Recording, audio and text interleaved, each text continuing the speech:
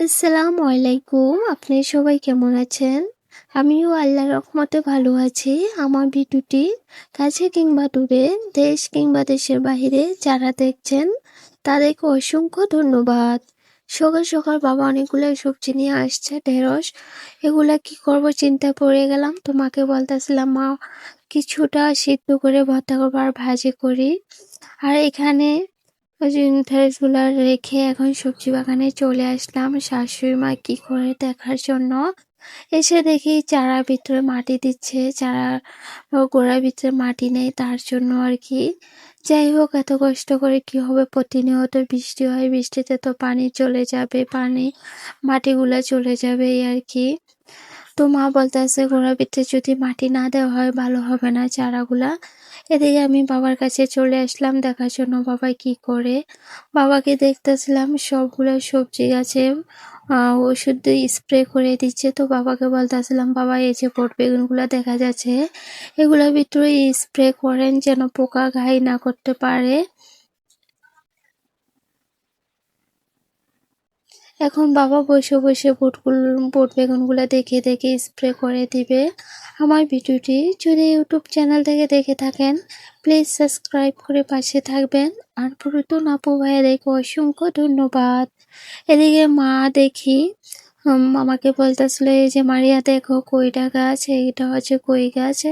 এখন টালের ভিতরে উঠাই দিল। আর এখানে একটা শসা গাছ, এই যে শসা গাছ, তারপরে চালি কুমড়া গাছ, সবগুলা গাছগুলো একসাথে লাগানো হয়ে গেছে। এদিকে আমি সবজি বাগান থেকে চলে আসলাম, বালতি করে পানি নিচ্ছি হাঁসের খোয়ার দুবো তার জন্য। এদিকে দেখতে পেলাম আমার শাশুড়ি মা কি করে দেখার জন্য মার কাছে চলে আসলাম। এসে দেখি দাঁড়া বিচিগুলা নিয়ে নিচ্ছে এভাবে। বিচিগুলা নিয়ে তারপর রোদে শুকাতে দিবে বীজ রাখার জন্য, তারা যেন লাগাতে পারে। বিচিগুলা সংগ্রহ করে রেখে দিল।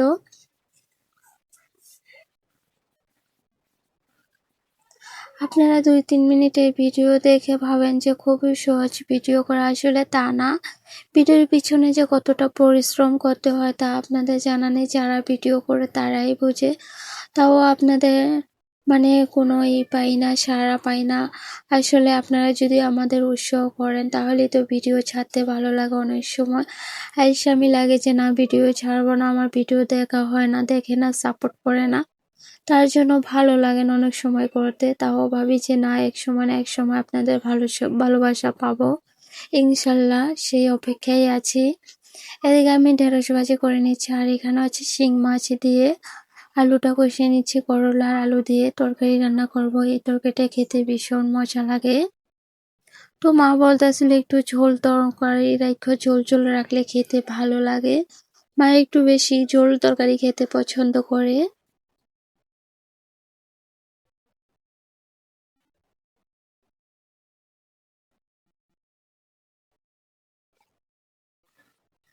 এদিকে বাবার জন্য ঢেঁড়স ভাজি করে নিচ্ছি আর আমাদের জন্য তরকারি। এদিকে এসে দেখি সোহাইল কিভাবে শুয়ে শুয়ে সিঁড়ির ভিতরে মোবাইল দেখছে, শিফা মামার হাত থেকে নিয়ে ভিডিও করে নিল। আজকের ব্লগ ভিডিওটি আপনাদের কাছে কেমন লেগেছে সবাই কমেন্টের মাধ্যমে জানাবেন। আজকের ভিডিও এই পর্যন্তই। আল্লাহ হাফেজ।